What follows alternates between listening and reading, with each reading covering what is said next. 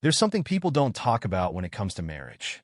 Everyone says it's about compromise, about being in it together, but they leave out how you can wake up one morning 20 years down the line and feel like you don't know the person lying next to you.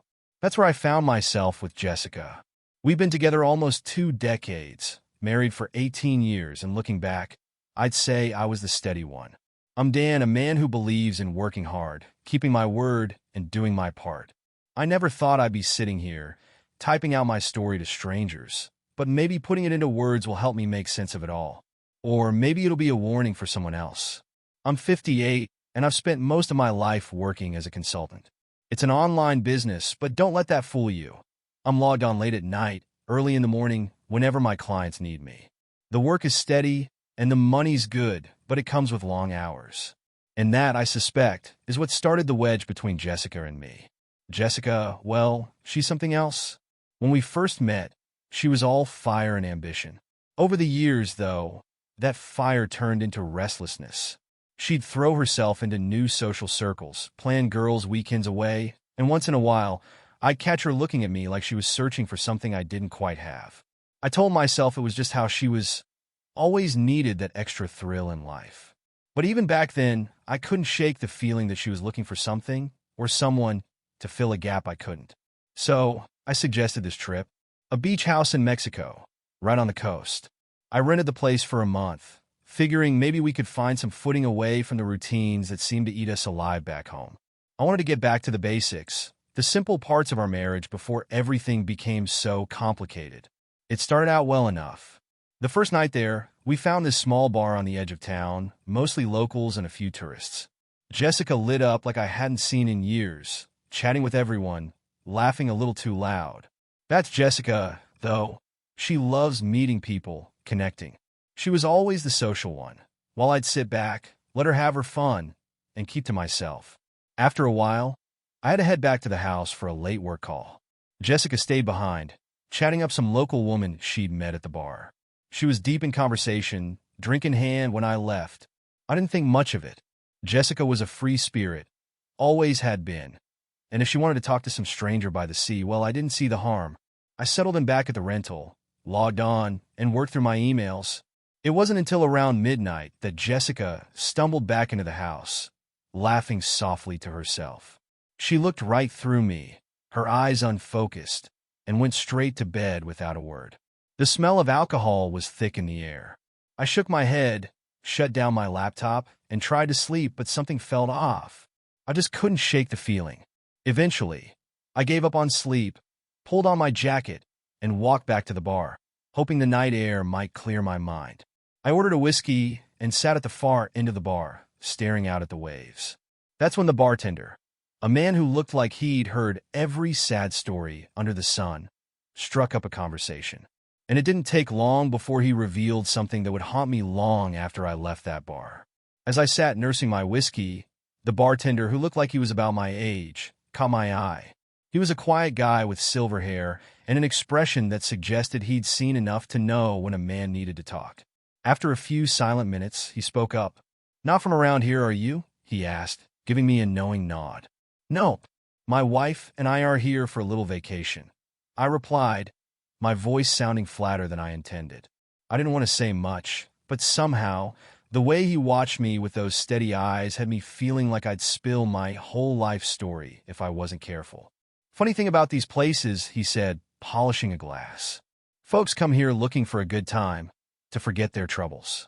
But sometimes, they just bring the trouble with them." Something in his words hit too close to home, and I laughed a little, though it sounded more like a sigh. "You sound like a man who knows. Seen enough here to know, that's for sure." He paused, glancing my way again, like he was trying to read the story behind my tired expression. "It's not easy when you're the one doing all the holding together, is it?" I looked down, fiddling with my glass. "Guess it shows, huh?" He gave a shrug. "I've been around the block. The woman you were with earlier, your wife." "Yeah, that's Jessica," I replied, half smiling. "We've been together a long time. Took this trip hoping it might do us some good." The bartender nodded slowly, sympathy in his eyes. "Well, don't mind me asking, but did you know she was here with another man?" I froze, the whiskey glass halfway to my mouth. What are you talking about? He winced, like he'd been trying to avoid telling me something, but couldn't hold it in anymore. Look, I wouldn't normally say anything, but I've been in your shoes. Sometimes you don't know until it's too late. He took a breath, studying me carefully, and then leaned in, lowering his voice. I saw her. She was here earlier, sitting at a table with some guy. They were acting real cozy, you know? I could feel my pulse quicken, the quiet anger building inside. How do you know it was her? He tapped his forehead, giving a small nod. Never forget a face. Besides, I was keeping an eye out. They were tucked away in a corner, trying not to be too obvious, but after a couple drinks, they let their guard down. They left together, talking about heading back to his room. It was like someone had dropped a weight on my chest. My first instinct was disbelief. Jessica? The woman I'd spent 2 decades with. The one I thought I knew better than anyone? But the bartender's look was genuine. There was no hint of malice, just a quiet understanding. He'd been there himself. I appreciate you telling me, I managed to say, trying to keep the shock from creeping into my voice. Look, he said, nodding. Nobody wants to hear it, but you seem like a decent guy. And I don't think you'd be here, in the middle of the night, if there wasn't something already bugging you. Sometimes you need to hear it from a stranger. As he walked away, I just sat there, staring into my drink, replaying every small moment that had felt strange lately. The late nights, the new social circles, the way she'd laugh a little too easily with other men. The bartender was right, I'd felt it coming.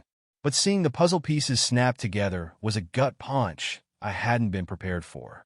The next morning, Jessica acted like nothing had happened.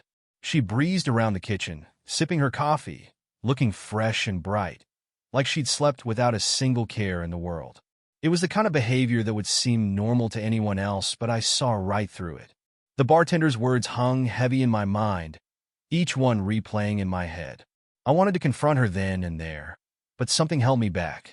Maybe it was disbelief, or maybe it was that voice of reason in my head telling me I needed proof. I knew I couldn't rely on a single conversation, especially from a stranger. No, I needed concrete evidence. So I played along, acting like everything was normal. Jessica chattered away about the day's plans, suggesting we go sightseeing. I watched her, really looked at her, and for the first time, I felt like I was seeing someone else. She'd done her hair differently, had a new dress on, a shade of red she never wore for me. But there she was, laughing and looking radiant, as if she'd shed some invisible weight overnight. She'd even started taking calls in a hushed tone, stepping outside or heading to the beach to take care of something. When I asked who it was, she shrugged it off. Just a friend I met yesterday. We really hit it off, she said, her tone casual. She's invited me to dinner. Oh, nice, I replied, forcing myself to sound interested. Where's she from?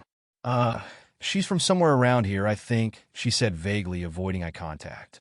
It didn't take a detective to know when someone was dodging the truth. As the day wore on, my suspicion grew. I made up an excuse about needing to catch up on work and watched her slip away again, heading back to that same bar from last night. I didn't follow her. I had a different plan in mind. Pulling out my laptop, I started digging through old emails, browsing our joint accounts, and looking for anything out of place. I'd never thought of myself as a snooping kind of husband, but sometimes life pushes you into corners you never thought you'd find yourself in.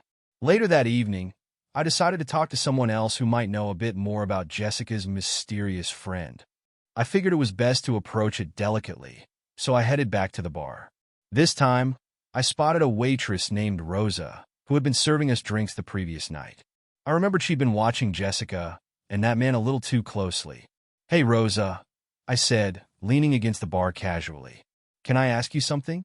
She looked at me with curious, tired eyes. Sure, what's up? I saw you here last night, right? I asked. Did you happen to see who Jessica was with? Rosa hesitated, glancing around like she wasn't sure she should say anything. Look, I don't want to get in the middle of anything, but yeah, I saw her. She was with a man. They look pretty close. Can you tell me anything about him? Rosa looked down, sighing. I think he's staying here for a couple of weeks. I've seen him around a few times. He doesn't seem like the type to settle down, if you know what I mean. She paused, watching my face for any reaction. Is that what you wanted to know? I nodded, feeling the pieces of the puzzle slot into place. Rosa's expression softened a bit, and she added quietly, "You seem like a good guy. I'm sorry if this isn't what you wanted to hear." I thanked her, feeling both grateful and sick to my stomach. The more I learned, the clearer it became. Jessica had been lying to me, but I still needed to catch her in the act, to confirm, without a shadow of a doubt, that everything we'd built was a lie. As I walked back to the rental that night, my mind was racing, forming the beginning of a plan. It was time for Jessica to know that I was onto her, but not before I took away everything she'd been using to betray me. The following day, Jessica went out early. She'd mentioned something vague about a local market and disappeared before I even had my coffee. I used her absence to do a little digging of my own. There was a small tourist stand near the beach where locals rented boats, scheduled tours, and offered excursions. I'd seen Jessica chatting with the stand manager yesterday. He'd seemed a little too familiar with her for my liking, so I decided to see what he knew. The guy's name was Alejandro, a man in his 40s with a sharp eye and a constant smirk. I approached him, pretending to browse the brochures. "Can I help you with anything, sir?" he asked, eyeing me with mild interest. "Just looking, thanks," I replied, keeping my tone casual. "Actually, my wife was here yesterday. You might remember her. Red dress, chatty, likes to make friends?" Alejandro's face brightened in recognition. "Ah, yes. She was here with a friend, a man. They went on a little private boat tour together." My stomach dropped. "A private tour, huh?" He chuckled. "It's very common here. Many couples like to see the sunset on the water." He watched me for a moment before his smile faded. "I see you're surprised. Forgive me. I didn't mean to assume." "No, it's fine," I said, trying to keep my voice steady. "Did she happen to mention where they went afterward?" Alejandro shrugged. "They returned after the tour, and they went up toward the resort. But if I had to guess, they'd be at the bar tonight. People usually come back here to drink and dance." I thanked him and walked away, feeling the fire inside me grow. The bartender, Rosa, and now Alejandro, they'd all seen what was happening right in front of me. Yet Jessica had been so bold, so careless, to think I'd never catch on. That was when I knew I had to see it for myself. This was going to be the last night I played the role of the clueless husband. That evening, I waited until Jessica left the house. She dressed up again, this time in a sleek black dress I hadn't seen her wear in years. I kept my distance as I followed her down the winding path toward the bar. When she arrived, she didn't waste any time. She headed straight to a corner table where he was already waiting. I watched from the shadows, feeling a sick mix of anger and disbelief rise up in my chest. Jessica was laughing, leaning in close, her hand resting on his arm like they were a couple sharing an intimate evening. They talked quietly, sharing little touches and glances, completely wrapped up in each other. At that moment, the calm resolve I'd been holding on to took over. Slowly, carefully, I pulled out my phone. I turned off the flash and angled it perfectly, capturing them in that cozy corner booth, laughing together like they didn't have a care in the world. The image was clear, undeniable. Jessica's face, his hand on hers, a smile I hadn't seen on her in years. I watched for a few more minutes, just long enough to confirm my suspicions. I saw them get up, leaning into each other as they left, and I didn't need to follow them to know where they were headed. The photo on my phone was proof enough. With the evidence I needed in my pocket, I left, feeling that strange sense of calm settle over me again. Back at the rental, I started my plan. I wasn't thinking in anger. Not really. There was a strange calm that had come over me, a clarity that made everything feel like a series of steps in a process. First, I opened our joint bank account and started transferring money out, piece by piece, into an account under my name alone. Over the years, we'd saved up a decent amount, and I intended to leave her without a penny of it. Then, I canceled her credit cards. Jessica had a habit of relying on our shared card for just about everything. I'd cancel her phone next, but I'd wait until the last minute, just in case I needed any final clues about her whereabouts. I gathered up her clothes, the few items she'd unpacked for the trip, and stuffed them into a bag, which I locked in the trunk of our rental car. By the time I was done, the room was almost bare. The final touch would be a simple note I'd leave on the kitchen counter. After I'd set everything up, I stepped out onto the patio, watching the moonlight shimmer on the waves, feeling the strange calm settle over me again. I was ready. I stood outside in the cool night air, taking in the distant sound of waves crashing against the shore. The rental house was nearly empty now, just a hollow space with the essentials left behind. Jessica's belongings, the ones she hadn't thought to pack up herself, were stuffed into a couple of old suitcases I'd found in the closet. They sat neatly by the door, waiting for her when she'd return. I hadn't left much for her, just enough for her to make it home, assuming she could manage it on her own. I'd taken care of everything else, closed off our accounts, canceled her cards, and made sure she wouldn't have a single cent of mine to rely on. It was a calculated act of closure, and for the first time in days, I felt a strange calm settle over me. Inside the kitchen, on the empty counter, I left a single note. I kept it short and simple. No emotion, no anger, just the plain, cold truth. Jessica, I know everything. Enjoy your freedom. We're done. Don't contact me. I placed the note where she couldn't miss it, a last message to end our time together. By the time my plane lifted off the runway, I had already started to let go. The message was sent, and my phone was off. Whatever desperate calls or messages Jessica might leave would go unanswered. I'd made my choice, just as she had. As I looked out over the coastline, fading into the distance, a new feeling washed over me, freedom. The weight of years of hurt and betrayal was gone. For the first time in a long time, I felt like I could finally breathe again. The next morning, I was back home 1,000 miles away from that house by the beach, and my phone was off. I disabled my social media accounts, changed my passwords, and made sure that Jessica's access to our accounts was permanently severed. I knew she'd come back to find the empty house, the missing funds, the cold farewell. And that photo, the proof of her betrayal. I turned my phone on just long enough to see the flood of messages. It was exactly what I expected. Dozens of missed calls and texts, all from Jessica, each one more frantic than the last. It was as if the silence between us finally broke her, exposing the depth of her lies, her desperation. But I didn't need to read any of it. I knew exactly what she'd say. There'd be anger, excuses, attempts to shift the blame onto me for pushing her away. And finally, when she realized she had nothing left, there'd be pleas, apologies. But none of it mattered. The weight of her words couldn't touch me anymore. I powered off my phone, placing it face down on the table. The peace I'd found in that choice felt like an armor I hadn't worn in years. The next morning, I was back home, 1,000 miles away from that house by the beach, and my phone was off. I disabled my social media accounts, changed my passwords, and made sure that Jessica's access to our accounts was permanently severed. I knew she'd come back to find the empty house, the missing funds, the cold farewell. And that photo, the proof of her betrayal. I turned my phone on just long enough to see the flood of messages. It was exactly what I expected. Dozens of missed calls and texts, all from Jessica, each one more frantic than the last. It was as if the silence between us finally broke her, exposing the depth of her lies, her desperation. But I didn't need to read any of it. I knew exactly what she'd say. There'd be anger, excuses, attempts to shift the blame onto me for pushing her away. And finally, when she realized she had nothing left, there'd be pleas, apologies. But none of it mattered. The weight of her words couldn't touch me anymore. I powered off my phone, placing it face down on the table. The peace I'd found in that choice felt like an armor I hadn't worn in years.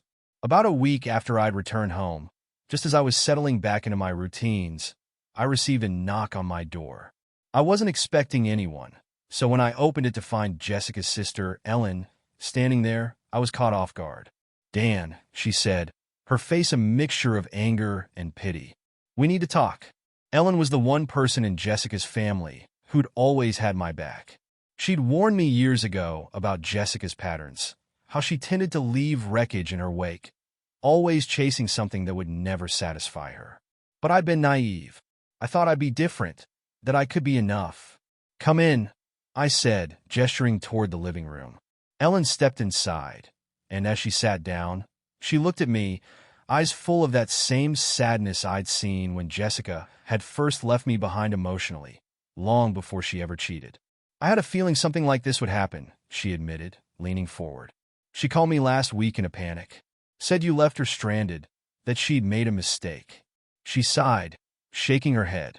She said you're refusing to answer her calls, that you've left her without any way to reach you. She's desperate, Dan. I think she's finally realized what she's lost. I crossed my arms, feeling a twinge of satisfaction. Is that why you're here? To convince me to go back?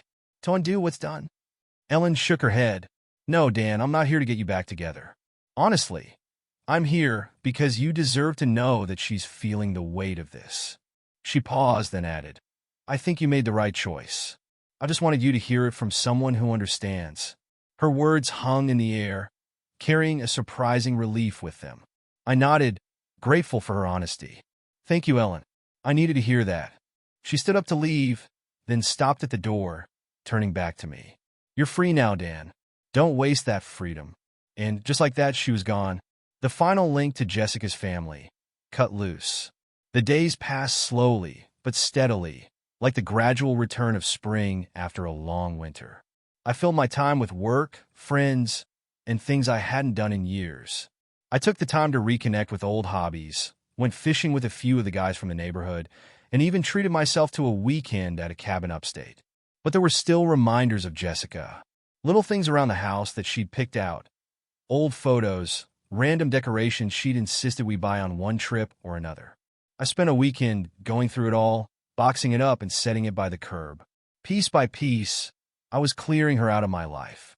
It was a strange feeling, bittersweet but mostly satisfying. One afternoon, I came across a stack of old postcards we'd collected over the years. They were from places we'd planned to visit someday, destinations we'd marked on a map as our dream trip. I held them for a moment, realizing how many promises had been left unfulfilled. Without a second thought, I threw them in the trash, watching them disappear under the lid. It was symbolic, I suppose, but it felt good. I was ready to let go of all the somedays we'd never have. After Ellen's visit, I felt lighter, like a weight I'd been carrying for months was finally lifted. But the anger wasn't entirely gone. Jessica had tried to tear apart our family, abandon everything we'd built, and then paint herself as the victim. I knew that I needed to protect my kids from any more of her recklessness, but I wanted something more. I wanted her to feel the full weight of what she'd done. That's when I reached out to John, my old college buddy. We hadn't talked in ages, but he was someone who'd been through his own share of relationship messes, someone who knew exactly how to look at things with a cold, clear perspective. We met up at a quiet diner across town, and after we'd settled in, I told him the whole story.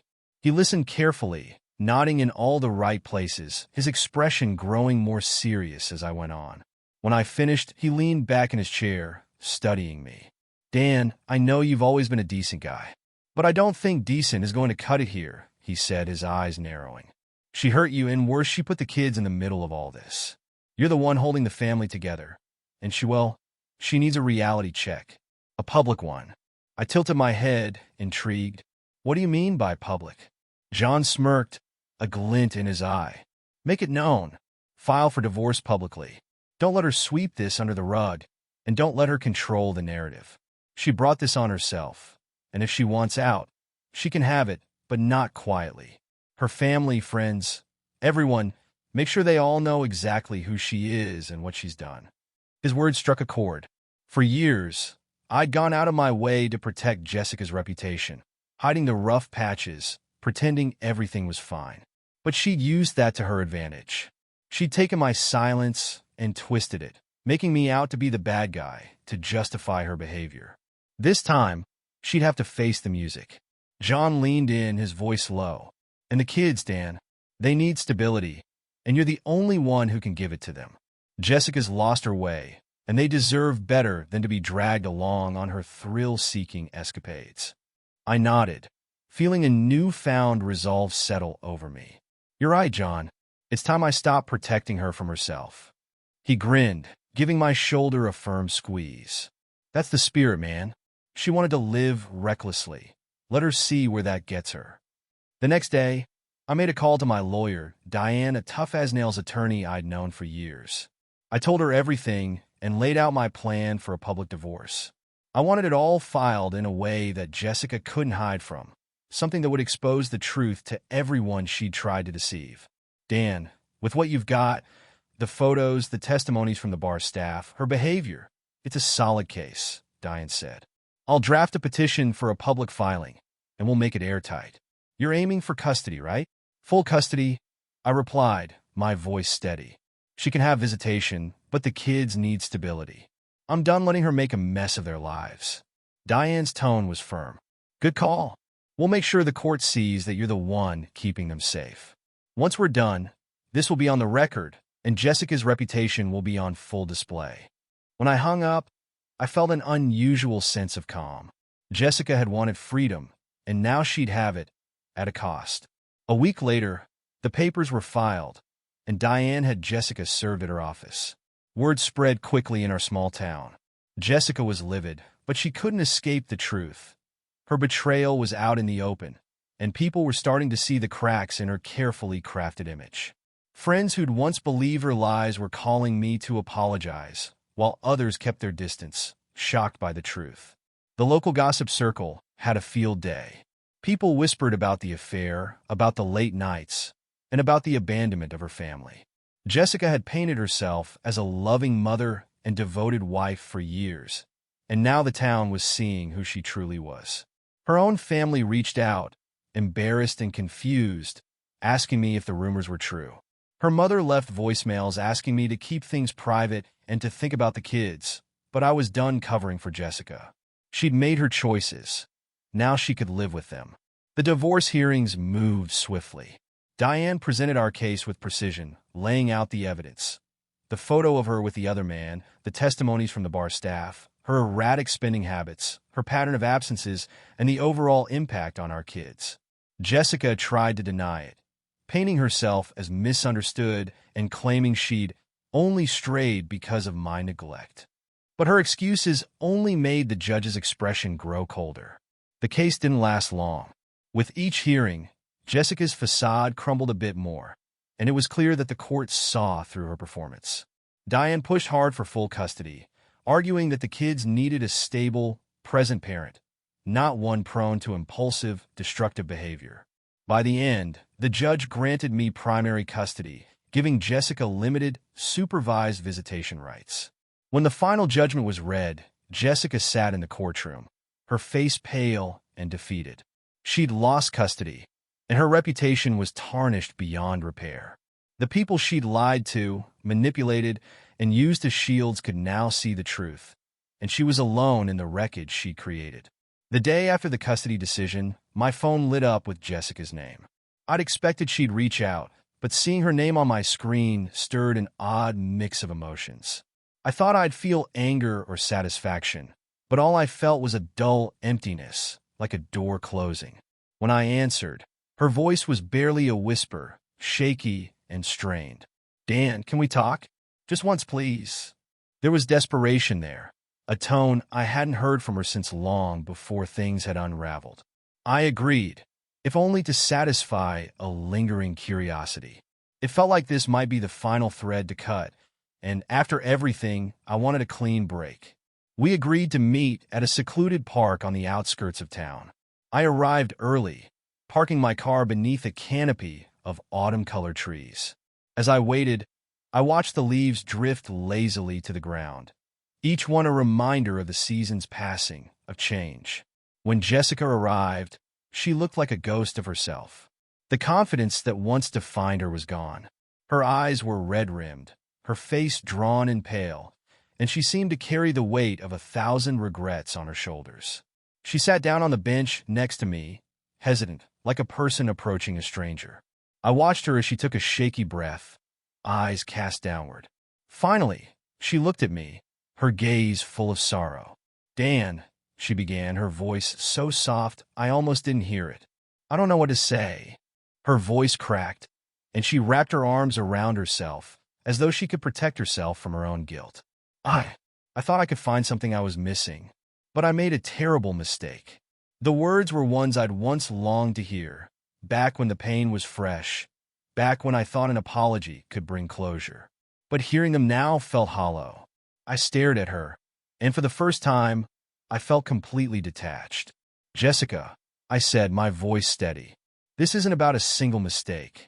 It's about the pattern of choices you made. You walked away from our family, betrayed the trust one gave you, and chose yourself over and over again. She winced, looking away, her hands twisting in her lap. I know I hurt you, Dan, and I hurt the kids. I see that now. But I didn't know it would turn out like this. I thought. Her voice broke, and she wiped a tear from her cheek.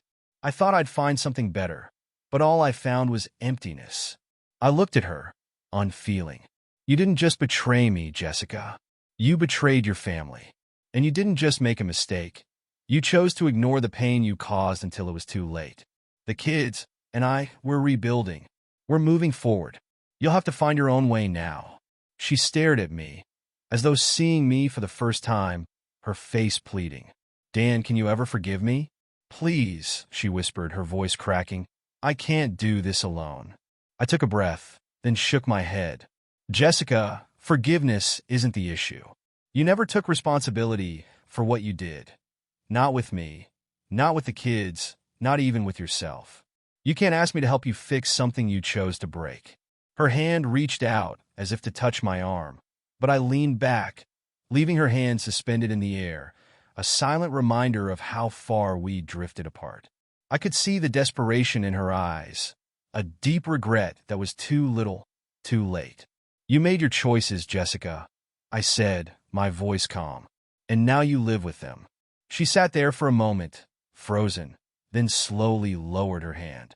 Her shoulders sagged, and she nodded, as though finally accepting what she'd lost. I could see the realization in her eyes, the dawning understanding that there would be no redemption, no chance to rewrite the past. I stood up, looking down at her one last time. She looked up at me, her face lined with remorse, her eyes full of the things she could never undo. I turned and walked away, leaving her there on the bench, her pleas fading behind me with each step I took. The finality of it settled over me, a quiet sense of closure that had been a long time coming. As I walked back to my car, I felt something lift from my shoulders, a weight I hadn't realized I'd been carrying. The person I'd loved, the person I'd once thought would be by my side forever, was gone, replaced by someone I no longer recognized. And I was okay with that. I was finally free. With the custody battle behind me and Jessica's pleas left in the past, I focused on building a new life for myself and my kids. We moved to a neighborhood a few towns over, a quiet community nestled between rolling hills and open skies. It was a fresh start, a chance to leave behind the memories, the questions, and the prying eyes that had once known every detail of our lives. The kids adjusted quickly, which surprised me at first. But then, I realized they were just as eager to leave the old life behind as I was. They'd sensed the tension, the arguments, the endless tug-of-war between truth and lies, and now they could finally breathe. I focused on giving them stability, making our new house a sanctuary free from chaos and broken promises. Every few weeks, an old friend would call or drop by, checking in to see how I was doing. Most of them had heard about the public divorce, about the messy custody battle, and about Jessica's downfall. Some were surprised. Others admitted they'd always suspected something was off. But all of them offered support, and for the first time in years, I didn't feel alone. One afternoon, as I was clearing out the last of the boxes from the garage, I came across an old family album. It was full of photos from vacations, birthdays, and holidays, memories of the life Jessica and I had built. Each photo was a reminder of promises we'd made, dreams we'd shared, and plans we'd never fulfill. I stared at it for a moment, then tossed it into the trash bin, knowing that those memories belonged to a past I no longer needed. Life settled into a new rhythm. I found myself rediscovering old hobbies, things I'd left behind in the years spent trying to hold our family together. I started woodworking again, a skill I'd picked up from my grandfather and cherished. There was something meditative about it, the quiet focus, the smell of wood shavings, the satisfaction of creating something from nothing. I spent weekends building furniture for our new home, each piece a small testament to the life I was reclaiming. I joined a local hiking group, something Jessica would have found boring. We hiked every Sunday morning, exploring trails that wound through forests and along rivers, each step a reminder that I was moving forward, leaving the past behind. The first time I reached the peak of a trail and looked out over the valley below, I felt a sense of accomplishment I hadn't felt in years. It was like standing on solid ground for the first time, free from the weight of the life I'd left. As the months passed, my circle of friends grew. Old friends returned, and new ones appeared, each one offering encouragement and laughter.